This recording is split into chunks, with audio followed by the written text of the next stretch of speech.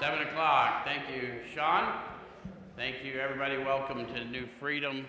Welcome to Position of Neutrality. We open every session with a prayer, and Chaplain Lee's in the house to help us with that. Come on and stand to your feet all over the room.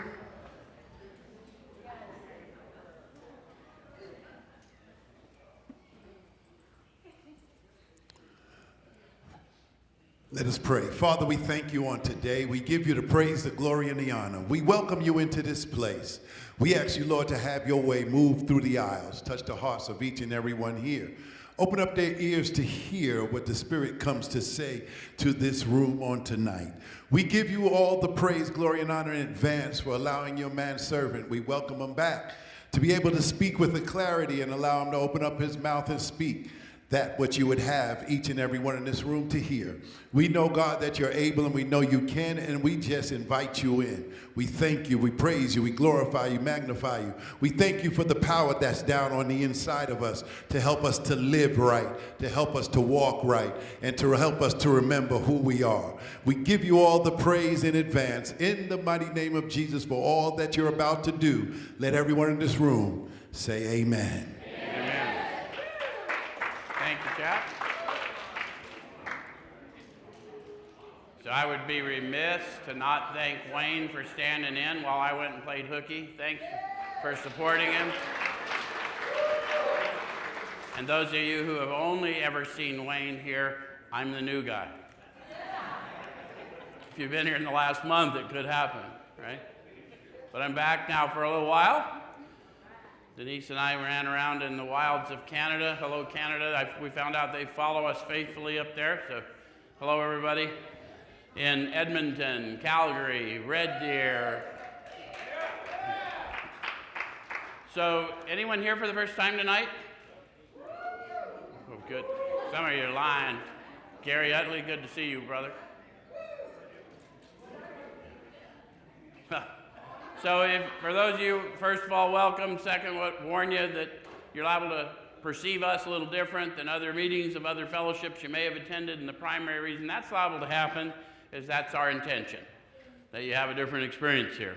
What we do, we've been doing for lots of years. We take a look at the suggested instruction for a step or so a week directly out of this book, and we use this book in 12-step recovery. Why?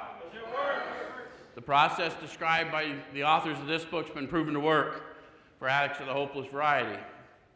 Yes? Yes?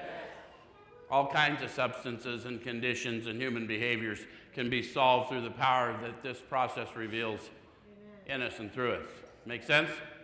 So, again, we try not to offend any fellowships, but the origins of 12-step recovery are recorded here, right? So we're just showing you their testimony and encouraging you to have your same experience or whatever with the authors. Does that make sense?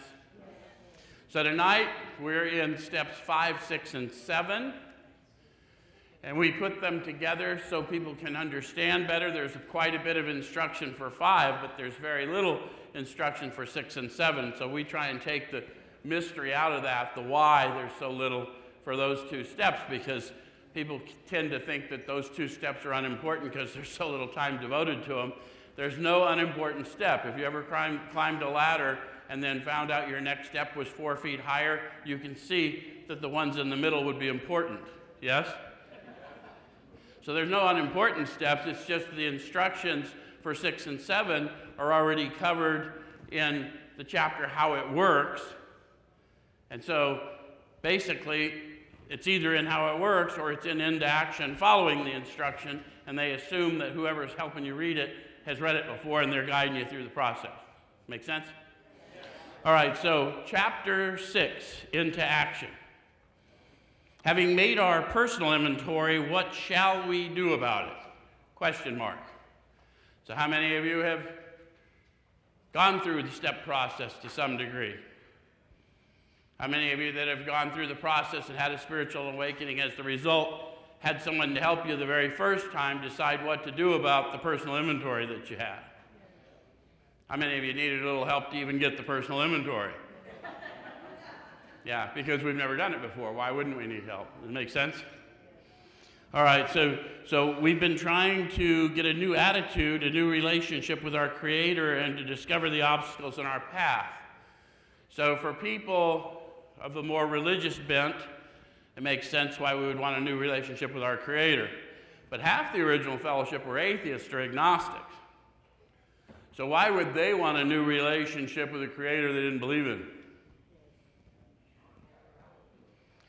Bill Wilson, the famous atheist turned agnostic, said before writing this and laying it out that it's more logical to believe than not to believe based on my experience. So let us lay out the case for you as we would a business plan or anything else. So he's laid out precisely the case why it's more logical to believe than not to believe based on his experience. And one of the things they discovered is that the world really doesn't cause how I think and feel, rather the world reflects back to me how I'm thinking and feeling. So if I'm feeling powerless, it's because I've assigned meaning to something I'm experiencing and not tied into origin, right? If you're having a crappy time in creation, check in with Creator. Straighten out your relationship with Creator, creation straightens out. Does that make sense? Not a philosophy, that's facts from their experience. And so that's why we're laying out the case. So I need a new attitude with Creator and discover the obstacles in my path, because when I got here, unlike maybe some of you, I did not get here on a winning streak. Things weren't going as well as I would have liked when I stumbled into rooms of recovery. Anyone else? Okay. So I needed a new attitude, a new relationship with my Creator, and I needed to know the obstacles that stood in my way with that relationship. All right, so then it says, we have admitted certain defects and we've ascertained in a rough way what the trouble is. We've put our finger on the weak items in our personal inventory. So how many of you have done a personal inventory as suggested? And how many of you have discovered some of the weak items in that personal inventory? Selfishness, dishonesty, resentment, and fear, and all its various manifestations, guilt, shame, remorse. Anyone relate to those things? But now it's personal. I know how they affected me, yes, and the way I thought and how I reacted or interacted with others, yes? So it says, now these are about to be cast out. Think of that. How many of you are struggling in addiction, and you knew you were dying, and everyone's saying, you're dying. If you cared about me, you'd quit. And you cared about them, and you couldn't quit. And they're just saying, he's about to be cast out. Some of you are feeling, who's feeling that? Forgot to tell you, we got a power we come to believe in here. That's why that step says come to believe in power, right? And so when you're feeling something, and I know from up here, we're demonstrating that oneness they talk about. There's one who has all power. Does it make sense? So that's what we need you to understand, is we're talking about tangible sensory power. And somebody in this room, or maybe multiple someone's started to get inspired about how these things are to be cast out, because I've been trying to get rid of them for a long time. Okay, then it says this requires action on our part. Oh. See, in addiction and in behavioral disorders, we try and think our way into better acting, don't we? These authors saw that and they said, that's not going to work, but we believe you can act your way into better thinking based on a set of principles, yes, and practices. So I'm going to have to participate in my recovery. And my participation isn't going to be just about sitting in rooms and reciting chants. I'm going to have to learn the facts about me. I'm going to have to subdue my ego, level my pride, admit my harms to others. For my own spiritual benefit, I'm going to have to do that. And then, as I start to grow, I'm going to have to learn to talk and receive instruction from this power, peace, and happiness as well within through prayer and meditation. Because conscious relation is the awareness of being aware. Not just that I'm aware, but that I'm aware that I'm aware, that I'm in communication with something greater than me. And I'll use that information to help lift my brothers and sisters out of a plight that I know well. Does it make sense? All right. So, This requires action on our part, which when completed will mean that we've admitted to God, to ourselves, and to another human being the exact nature of our defects. Why do you think they listed all three? How many of you admitted that you had this problem but didn't do anything about it? So in order to participate, the power within me that I now know to be sensory to myself, because it's easy for me to use addiction as an excuse if I don't want to get better. Yeah? And then to another human being, because something about that makes it real. It makes me confront my fear of judgment. How many of you found someone to take you through the steps, and the one thing you did not want to do is tell them that one gnarly thing about you that you really hated about you? Because you finally found someone that cared about you and you were waiting for the judgment. Almost all of us have had to confront that fear. And hopefully very few of us had that experience, or we wouldn't still be sitting there. They don't judge because that's not their job. All right, so this brings us to the fifth step in the program of recovery mentioned in the preceding chapter. So everything about the manner of living has already been discussed in a limited way in how it works and how the process works, not how the power works, because none of us can fully define or comprehend that power which is God. Yes? But there is a process through which we grow in consciousness of a power in and through us. Yes? All right, so this is perhaps difficult. So why did they say that right away? You ain't supposed to. I mean, why would I need a power greater than myself if it was easy? So we're going to acknowledge the obvious, especially discussing our defects with another person. We think we've done well enough admitting these things to ourselves. So how many of you have had that experience? Most of us have done something and then thought, oh, hope they didn't see that. Anyone, any of you ever duck and cover? Even in recovery. Done something you just soon not read in the papers, did it anyway. Uh-oh. There's doubt about that. Now, guys, they're not telling you what to do. They're telling you what they discovered. It's so important. When they say we, they're not talking to you. They've already told you who the we is. We are the first men and women who have recovered from a seemingly hopeless state of mind and body. To show other alcoholics precisely how we have recovered is the main purpose of this book, which, by the way, is why we do this all these years later. To show others precisely how Does it make sense? So, many of us thought it necessary to go much further. We'll be more reconciled to discussing ourselves with another person when we see good reasons why we should do so, the best reason first. So they're going to give you a logical reason why you might want to proceed, because this is the reason why they proceeded. Does that make sense? The best reason first, if we skip this vital step, we may not overcome drinking. How many of you came here to overcome some kind of behavioral disorder? Drinking, drugging. How many of you thought you were really going to sort of will it away, but you were going to have friends doing it and it was going to be all right? Because that's a mistake we sometimes make. How many of you were wrong? How many of you discovered you returned? Any of you get a little time and then return? So, all we can say is that they found that the step of disclosing myself more fully to another human being is vital. If we skip this vital step, we may not overcome drinking. Time after time, newcomers have tried to keep to themselves certain facts about their lives. Trying to avoid this humbling experience, they've turned to easier methods. Almost invariably, they got drunk. So no one's going to tell you for sure what's going to happen as an outcome, but what we do know is the whole purpose of me doing any of this is so that I am properly armed with the facts about me so I can witness to another in a similar situation that I once found myself about what I was like and what happened to me and what I'm like now, what I'm endeavoring to be like now through this power. Does it make sense? And so I don't know what will happen to you if you don't do it, but I can tell you I once thought and felt as you do, and I doubt I'd have made much progress had I not taken action. This is the action I took. Here's what I experienced as a result. Yes? And because it's a pure peer model.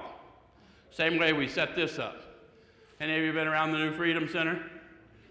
You notice there's a lot of people there you knew from another address, a little gated community you spent time in? Because peers talk to peers. Peers hear from peers, but properly armed with the facts about themselves. Make sense? All right, so having persevered with the rest of the program, they wondered why they fell. How many of you have fallen victim to the idea that sitting in the rooms is the program? You can, if you don't pay attention, the programs in here, they've told you very clear, and the fellowships in the rooms. And the fellowships are loving places, but they're not going to inwardly redirect you. Does it make sense? So how many of you did everything you thought you were supposed to do and then twisted off again? Even maybe made an inventory or something. I know lots of people. How many of you that made the inventory didn't continue along making your amends process? That's the fitness step.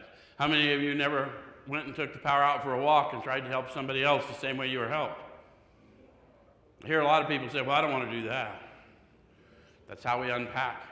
The only reason I did any of it was so that I could help other people. And the more of it you do, the more God will give you to help. Right? Any of you in the sound of my voice, if you know my history, I mean, I get a lot of people to help because I was very passionate about carrying this message one-on-one for a very long time. And eventually, now I've got hundreds, thousands, right? I appreciate it. It's got nothing to do with me. It's the power I represent. And he didn't send me here to entertain you. He sent me here to introduce himself to you. All right, so we think the reason is they never completed their house cleaning. They took inventory all right, but hung on to some of the worst items in stock. They only thought they'd lost their egoism and fear. They only thought they'd humbled themselves. They put the word thought in italics. Why do you imagine they did that? It's very important, and they wanted us to pause, right? Where's the main problem center for the addict, the alcoholic? Center's in the mind. So I'm not going to be able to think myself humble. As a matter of fact, if I think I'm humble, I've lost what shred of humility I had. Any of you ever think you were being selfless? Any of you? I'm going out to do some selfless acts. Let me get some pictures.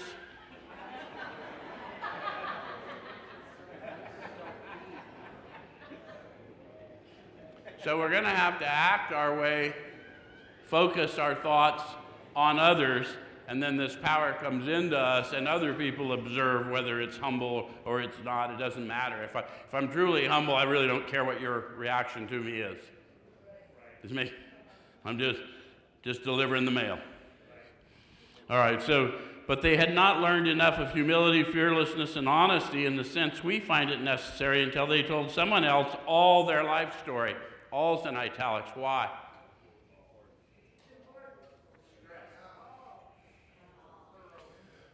All of those are true, and the other thing I discovered about me is that I thought my life was pretty much over when I quit doing the drinking, the drugging, the running, and the gunning.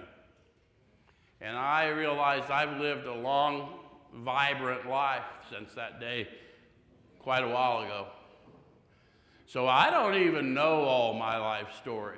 And I didn't even start to live till I put down all that other nonsense. Anyone else know what I'm talking about? There's a story to be told. All that stuff, everyone else thinks it's a mess. It's a message. But I got to be properly armed with the facts about me. Make sense? There's a room full of people here who've been through a mess. Yes? Get a shout out for people who've been through a mess.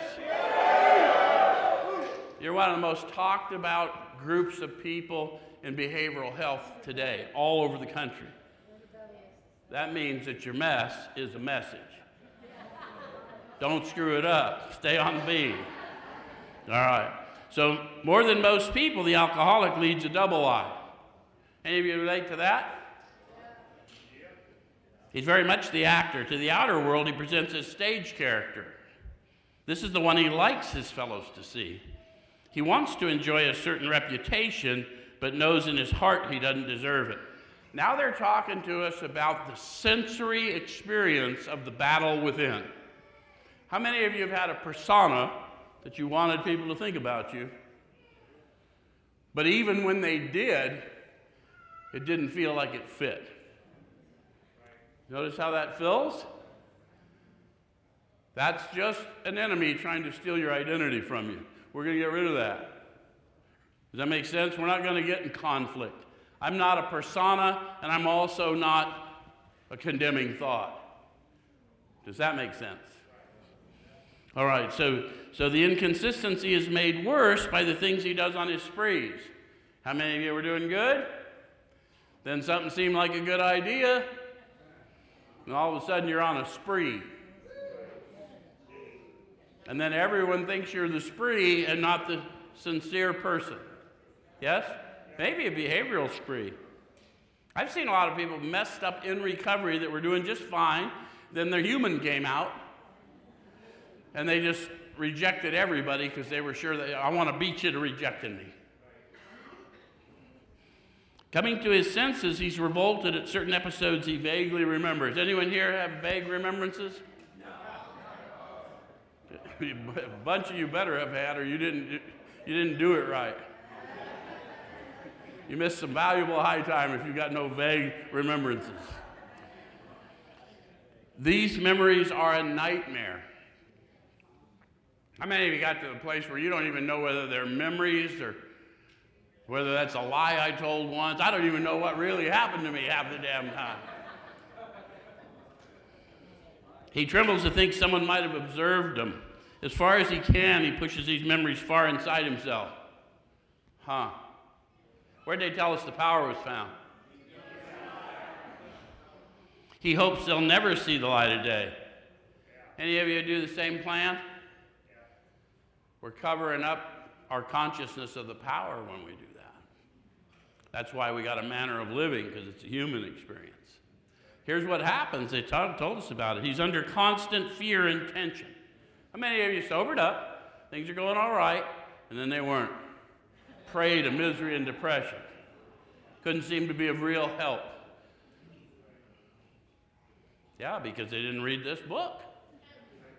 These guys told us all about it coming up on 90 years ago now.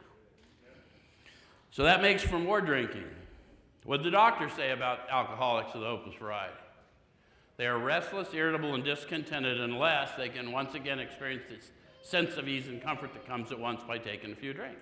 Drinks which they see other people taking with impunity. Yeah? Any of you have that happen to you?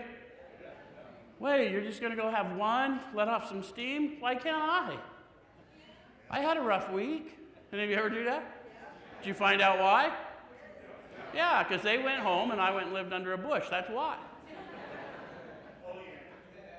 An oleander here, but I mean, any bush would have done. I was up in Canada last week, and a gal offered me a beer. I said, oh no. I can fuck up this whole mountain. You got no idea. All right. So psychologists are inclined to agree with us. We have spent thousands of dollars for examinations. Anybody? We know but few instances where we've given these doctors a fair break. So when you went to these analysis and treatment, did you tell them the whole truth? Did you follow their advice? We've seldom told them the whole truth, nor have we followed their advice. You know why we don't share opinions in recovery? We share experience in recovery because we are people as a class who have spent thousands of dollars for informed medical opinions, lied to get those opinions, and then ignored the results. So an opinion is not of value, but a pure experience. I'm doing better today, and here's why. We'll listen to that. Yes? All right, so unwilling to be honest with these sympathetic men, we were honest with no one else. Small wonder many in the medical profession have a low opinion of alcoholics and their chance for recovery. How many of you discovered that medical professionals have a low opinion of us and our chance for recovery? Any of you ever told you had drug-seeking behavior? You're exhibiting drug-seeking behavior, Joe. That's kind of the way you got the system set up, dude. Right? No? None of you did that? None of you explained to them that you really don't know what it's called, but those other ibuprofens don't work, but the oxy, yeah, that seemed to work when I got that once. I'm not in the room with my people. None of you got diagnosed with a Valium deficiency? Ativan deficiency? We mustn't be entirely honest with somebody if we expect to live long or happily in the world. The converse is true. If I'm entirely honest with somebody, mainly me, I can expect to live at least happily, even if not long. Does that make sense? And quite frankly, without the happily, who cares about the long? I lived a long time unhappy. Anyone else? So rightly and naturally, we think well before we choose the person or persons with whom to take this intimate and confidential step. Guys, it is right that you would consider who you would bare your soul to. So don't let anyone shame you about that. But when the right one shows up, I won't tell you how you'll know, because I don't know, but I will know that you will know. All right.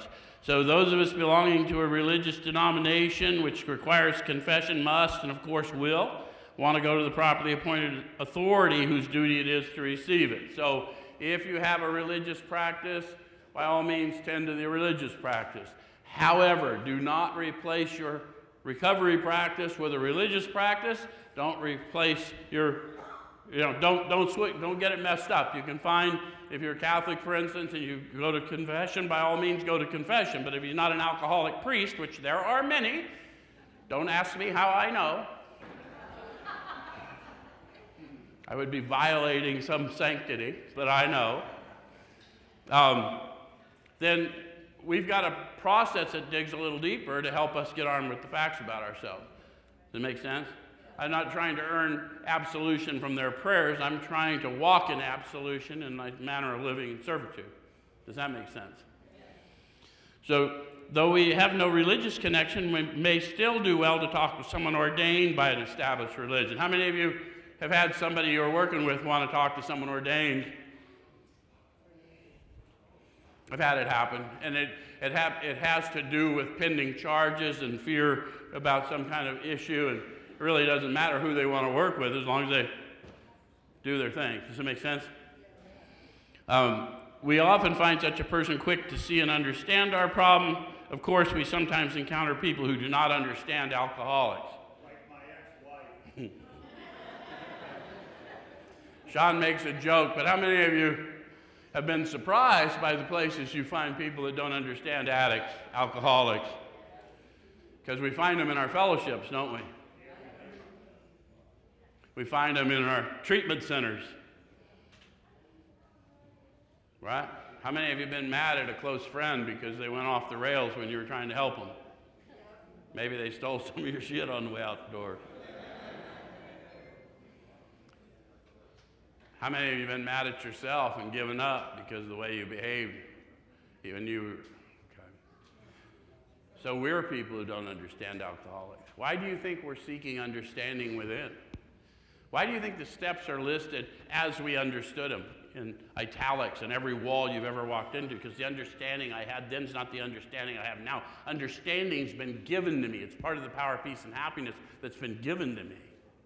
Does that make sense?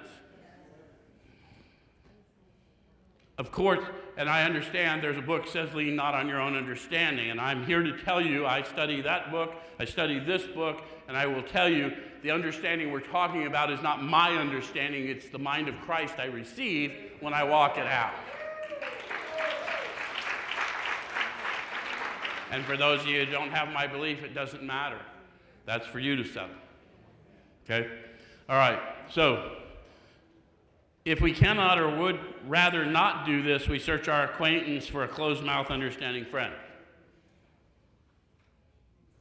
How many of you would have to admit before you started taking people through this process that you were not really all that closed-mouth or understanding? How many of you in the process, in the avocation, the vocation of lifting people up and seeing the miracle of restored lives grew in closed mouth and understanding because it made you more effective. How many of you didn't think anything that was not your intent, that was just the gift you got by doing what was suggested? Yes, a lot of this stuff is byproducts of just being faithful, guys. Does it make sense? So perhaps our doctor or psychologist will be the person. It may be one of our own family, but we cannot disclose anything to our wives or our parents which will hurt them and make them unhappy. We have no right to save our own skin at another person's expense. So have you got family members that are curious about all the gnarly stuff we get into? We don't need to burden them with all the places we've been. And if it's a close friend or it's whatever and we're trying to help them, we don't need to, that stuff just stuff, right? And for me to burden you with some of the places I've been, some of the things I've done, and then impede your recovery, that's just ego. You don't need to know every shitty thing I've ever done. If you've done anything like me, you've got a pretty good damn idea I didn't miss many tricks. Such parts of our story we tell to someone who will understand yet be unaffected. Back to the peer model. And if I'm a peer working with you, and I understand, but I am affected because of my beliefs, then I need to recuse myself. Right? All right, so the rule is we must be hard on ourselves, but always considerate of others. Notwithstanding the great necessity for discussing ourselves with someone, it may be that one is so situated there is no suitable person available. Do you think that's true in Phoenix, Arizona today? Sean brings up a point just to get people thinking. There are people so imprisoned by fear that they simply cannot, I don't trust people. Okay, but we're asking you to trust God, clean house, and work with others. And so when we talk to you about God, we're talking about, and where's the power found? Deep down inside. And how do we find it? Sometimes we have to search fearlessly. So look, I knew I had this condition long before I did anything about it. Not before I wanted to do something about it, but I knew I had it and couldn't do anything about it because I was powerless to do anything about it. Anyone else? Not a theory. Powerlessness is an experience. And once I started acknowledging this power and started taking the information I was getting and sharing it with others, I was empowered to walk past it. And that's what we're encouraging y'all to do. Okay? So, if that is so, this step may be postponed only, however, if we hold ourselves in complete readiness to go through it at the first opportunity. So if you are locked in fear and you don't know who to talk to, then do some work around it. See if you can come up with something, get your head right, and see if someone doesn't turn up. You might want to start the whole prayer and meditation thing, even if you don't believe, just to prepare you. That's what I would suggest. I had a guy one time at the homeless shelter. He said, "There's no way I'm ever going to believe in God, but one thing I do know, Joe, is you seem to believe in God, so I'll use that power you believe in." And he eventually got well. So if you want to borrow the power that I believe in, feel free. All right, so we say this because we're very anxious that we talk to the right person. How many of you wanted to talk to somebody, but you wanted it to be exactly right, and then you just never could get to that one? So don't cheat yourself out of a better life for yourself simply based on fear. Take a risk. Move in faith, okay? All right, so it's important that he be able to keep a confidence that he fully understand and approve what we're driving at, and he will not try and change our plan. So fully understand and approve what I'm driving at. So he knows nothing about me, so what is it that he fully understands and approves? Yeah, I'm in my search for the truth. Not my truth, not your truth, not his truth, the truth. That's what I'm looking for. And I'm looking inside me. Yes? And he understands that, and he understands there's some things that have been obscuring my consciousness of the truth. So he supports me in that search and discovery and casting out. Does that make sense? All right, so when we decide who is to hear our story, we waste no time. You'll know you found them when it's coming out of you before you've thought about it. Does that make sense? Unless you're just lying to you and saying, I'll get to it when I get to it. We've all done that too. But if you really want to grow and you're really serious about it, you'll know. You'll just know. That's what they're witnessing. Some of you have probably read it in a book somewhere. When the student's ready, the teacher appeared. Okay, so we have a written inventory and we are prepared for a long talk. How many of you have done 4 and 5? How many of you had a written inventory as a result of a long talk? It happens. So don't get, it's not process driven, it's power driven. Sometimes we can't unpack unless someone helps us unpack. Some people like me had the DT so bad and was so sick, couldn't write. All I could do is sit there and hold my chair. All right, so he should realize that we're engaged upon a life and death errand. Most people approached in this way will be glad to help. They'll be honored by our confidence. Think about that. How many people in your life have asked you for something really serious to them, and you were honored by the opportunity to help them, that they would even think of you?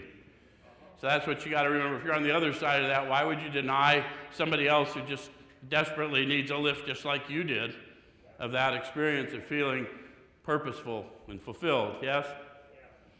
Okay, so here's some instruction. We pocket our pride and go to it. They're drawing a picture for us. There's a lot of metaphor in this book. What do they mean to pocket my pride? It's a mental, take this and put it here. Any of you have been captive to your fear of what someone else might think about you? Has it kept you in a spot you'd rather not have remained in? Would you like to get out? Pocket your pride, let's go to it. Does that make sense? Okay. Illuminating every twist of character, every dark cranny of the past. How many in an every? Yeah, even that thing. And they're not saying the perfect, they're saying whatever's in my way. I know Denise always talks about she was so bottled up, she didn't even know who she was, she didn't even emote correctly. So the woman that helped her said, okay, this is too much. Just tell me what you think is causing you to drink right now. And let's just work back. Because we assume people have this body of knowledge, and it's a false assumption. Delusion's a real thing. I lie to me, I don't even know I'm lying. All right, so once we have taken this step, withholding nothing, we are delighted. They're talking about a sensory experience. How many of you have been through a 5th step? And maybe your first 5th step that you did, you didn't know that you felt delight. You felt maybe a little unburdened, or maybe you felt more burdened. How about the person that took you through it, though? Who's taken someone through a 5th step or two? So the person that took you through it, when you got through but you'd held back, did they ask you what you were holding back? Did you wonder how they knew? Yeah. Again, there's one who has all power. If I help you unpack, I'm going to share in your delight. And I've been so dead in the spirit, I was when I started. I was so dead in the spirit, I was delighted, didn't know I was delighted. He called it to my attention. And then a whole series of things started happening. I started feeling the flow of the Spirit. And by the time I started introducing people to step 2 and step 3, I wasn't only feeling delight, I felt like the lights in the room would flicker. Because there was a power greater than me at work. Yes? So you're only lying to you, is what we're trying to tell you. Whoever's been sent to you already knows. We don't care about the details. We know who you are and whose you are, and that's why we're there, so you know when we leave. Does that make sense? All right, so now you're going to talk about the state of being and how we operate. It says we can look the world in the eye. How many of you had a hard time, maybe culturally, just maybe because of what things you did to yourself, hard for you to look people in the eye? Looking people in the eye in some places we've been meant something entirely different than I was burden-free, didn't it? We was fixing to mix it up or something. So you want it right? But we're not fighting anything or anyone now. Yes? We can be alone at perfect peace and ease. How many of you thought that was true for you, but you realized being alone was a luxury most of us lost long ago in our addiction. Oh, I got put away without any people, but that was not alone, because there was a chorus in here all the time. And you know what I'm talking about? So when I finally get a little space in there, now I know a new peace, a new freedom, a new happiness. Does that make sense? Okay. It says our fears fall from us. How many of you had that happen? Where's my people who have been here at New Freedom for a little while? Did you think we were freaking weird when you first got here?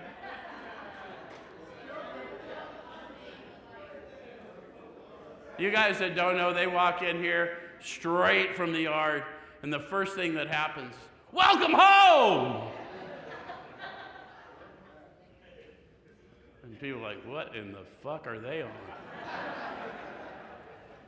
And within weeks, that stuff falls off of them. Ask any one of them. Look at these guys with the red lanyards on. They're in here serving. Some of them done a grip, right?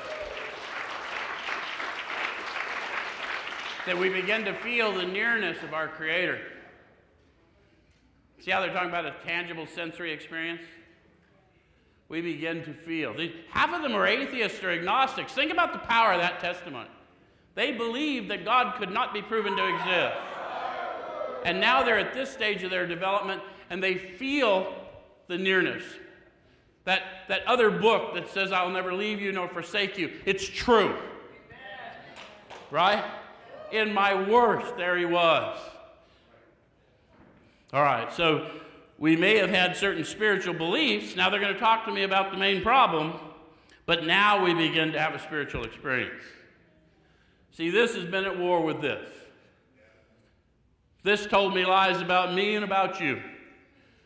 This said that's not true, but I kept losing the battle because I wasn't staying in discipline. I wasn't subordinating the ego. I wasn't doing the process. But then I got shown the process, and that liar is now in concert.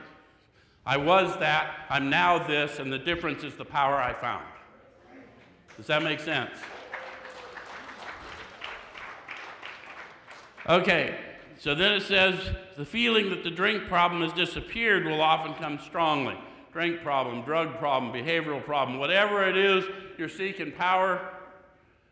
Understand, power is required because I'm going to do something greater than me. It takes no power to not do. So if you think you're just going to get power to not do drugs anymore, just don't do fucking drugs. It takes no power to not do. But to properly arm myself with the facts about myself, to go whenever I'm called to bear witness to this power that's restored me, even when it's inconvenient for me, that takes power. So I'm asking him to send me out. Yes? And by this stage of my development, I need to know everything I see is preparing me for what I got coming. So I got to quit condemning everything I see and start growing in, oh, wow, I can't wait to get where I'm going because all this stuff is ripping this out of me. Yes? We're reading Ecclesiastes this morning, Denise and I. Wisest man in the world, richest man in the world. Meaningless, everything's meaningless. I think he was having a bad day. But the broader point was, he attached his happiness, his joy, his purpose to things, and it's not there. And he says in the end, it's all about relationship. No peace, no joy, no happiness without relationship. And all of us, depending on where we are, can bear witness. I've discovered that myself. All right, so returning home, we find a place where we can be quiet for an hour. Wow. How many of you are not the type to be quiet for an hour? A lot of people are not. Some people don't say nothing never, but there's a whole bunch of us that quiet for an hour, and I mean quiet, like going around, quiet your mind, focus. Carefully reviewing what we've done. So what have we done? Taking a look at how fear has driven me. Taking a look at all the dishonest behavior, selfish behavior within relationships, yes? What resentments I'm holding on to, what drove them, yes? Okay. Then it says something interesting. Carefully reviewing what we've done, we thank God from the bottom of our heart that we know Him better. No matter what I think of me, or I think you think of me, I know that at my lowest point, there He was, and He told me, you are a desperately loved child. Yes? Taking this book down from our shelf, we turn to the page which contains the 12 steps, so we're going to do that in a second. Carefully reading the first 5 proposals, we ask if we've omitted anything, for we're building an arch through which we shall walk a free man at last. Always got to ask, if you're shading at this point, how free do you want to be?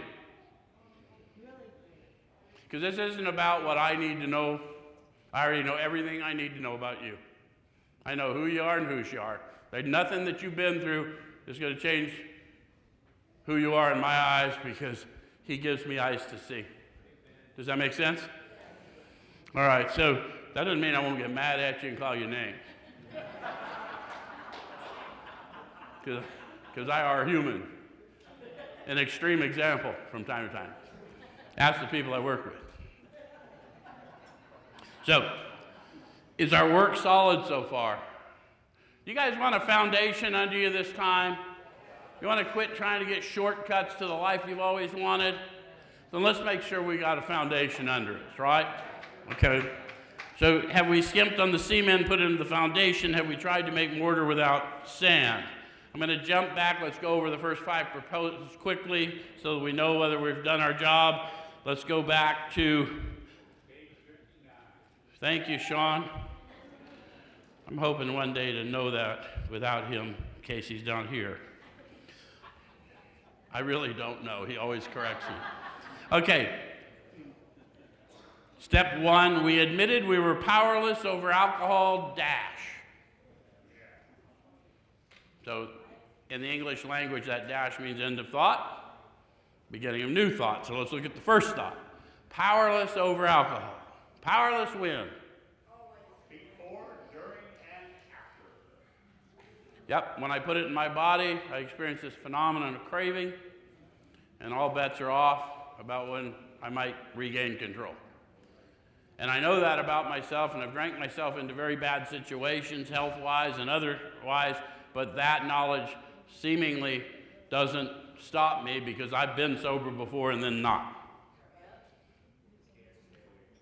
So what the doctor opined is that we're restless, irritable, and discontented unless we can again sense that ease and comfort, and most of us sitting here can bring that to consciousness, the ease and comfort that comes from whatever you chase, yes? And so I'm going to have to find something that replaces that, which is why the nearness of my Creator is such an important component. What happens as we serve is we experience a condition. If you read that other book, you'll see that John the Baptist was never to taste wine because he was to be filled with the Spirit. And that's not changed for any of the rest of you.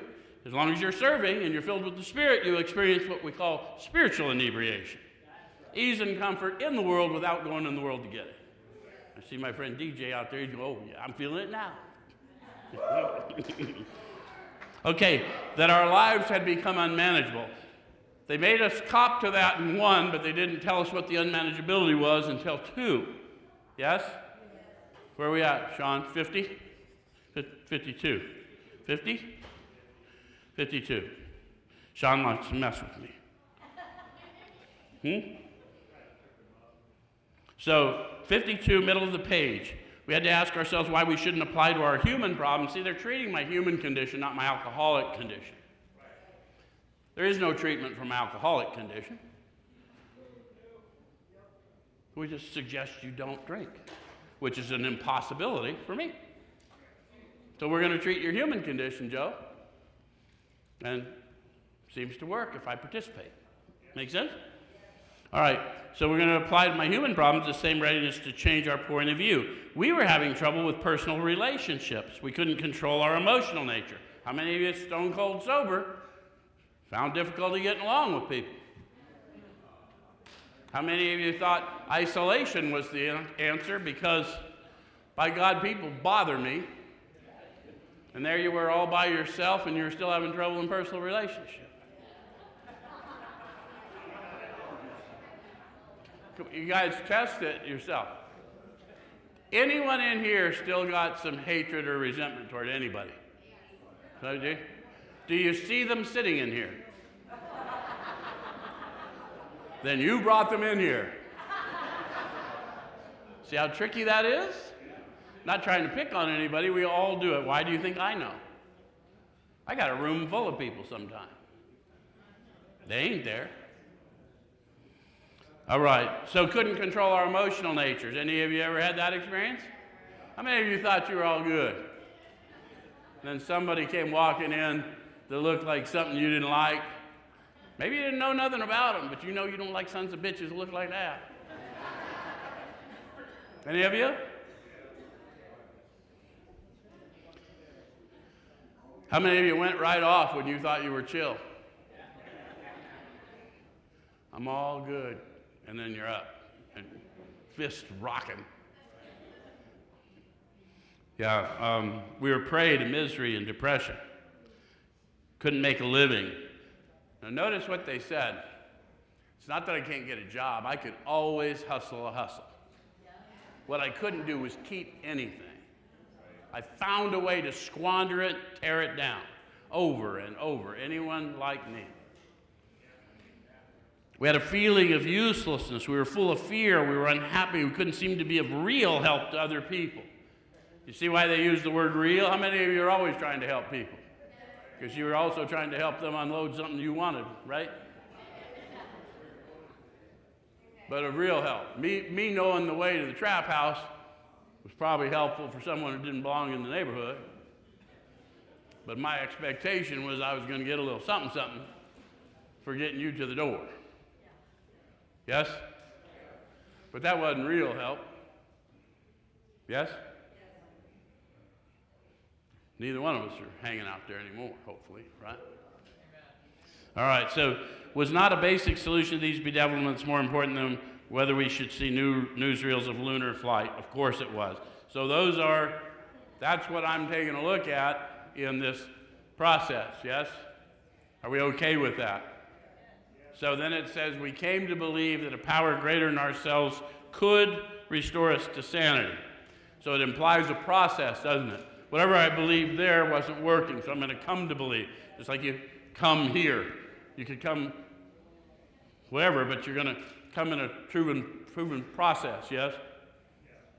Okay.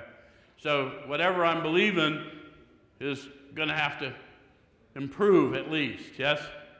And it says, came to believe in power. Notice how it didn't give us a theological definition yet. Yes? Why did they introduce us to power first?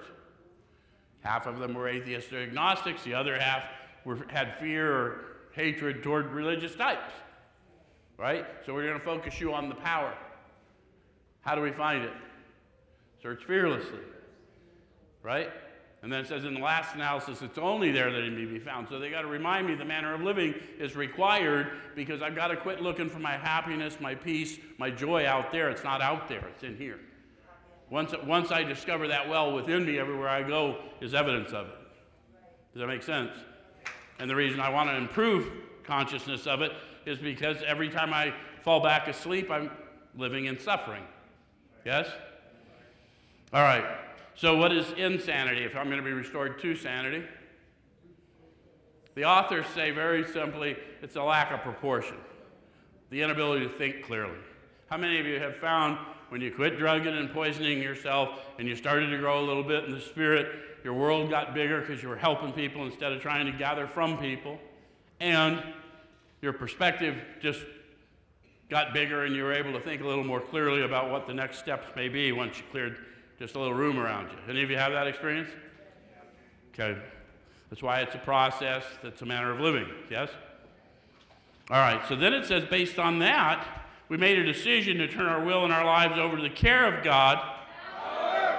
to the care of power as we understood him. And so you've got to have read their book to see how they understood. What they understood is power, sensory power, power, peace, happiness, sense of direction flowing from within. Right? And once you understand that, it doesn't matter religious dogma, it doesn't matter recovery dogma. What it matters is I start listening to the inner voice. Get the trash out of the way. Experience the peace that's guaranteed when I'm in identity. Yes? One of the things that the penitentiary system does to folks is it steals from them their identity. Addiction does that too. Right? You're not called a client or a patient here, you're called a member because you belong in this community. Yes? You understand? Everything's intentional here to restore your identity. How many of you gained weight when you were here?